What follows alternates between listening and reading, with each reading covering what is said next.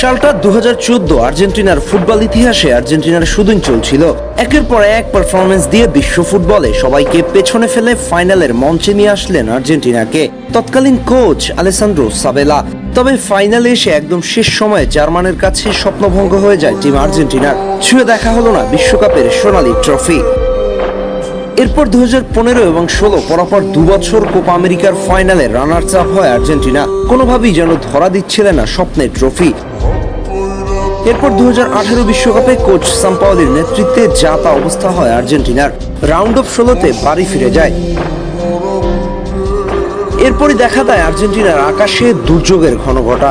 একদিকে কোচ সাম্পাওলির পদত্যাগ, অন্যদিকে মেসি রাগে ক্ষোভে অবসরের ঘোষণা দিলেন।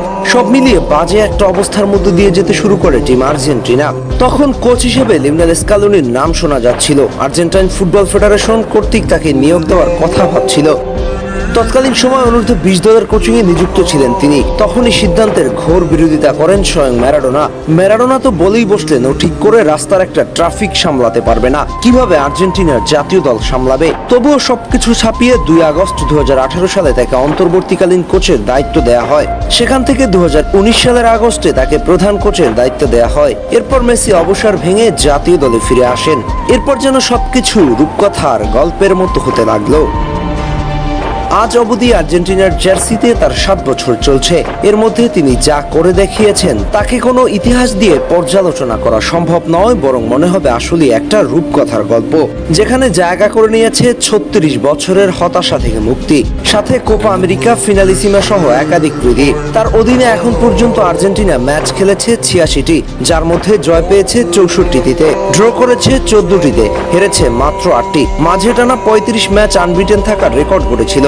তার অধীনে এখন পর্যন্ত 4টি মেজর ট্রফি জিতেছে আর্জেন্টিনা। শুরুটা হয়েছিল 2021 কোপা আমেরিকা দিয়ে, এরপর 2022 সালে ফিনালিসিমা জয়, ওই একই বছর বিশ্বকাপ ট্রফি জয়, সবশেষ 2024 কোপা জয়। আর্জেন্টিনার ইতিহাসে একজন সফল কোচ তিনি। তার এসব অবদান আর্জেন্টাইন খেলোয়াড় থেকে শুরু করে দর্শক, বিশেষ করে লিওনেল মেসি, যিনি দেশের হয়ে ট্রফি না জেতার আক্ষেপে অবসর নিয়েছিলেন, তার লকার পূর্ণ করে দিয়েছেন ট্রফি দিয়ে।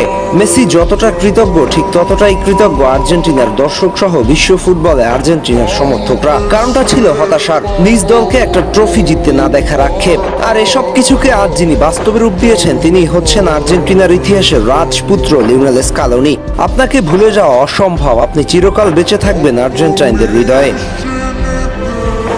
আহমেদ হাসনাইন খান, টিম স্পোর্টস।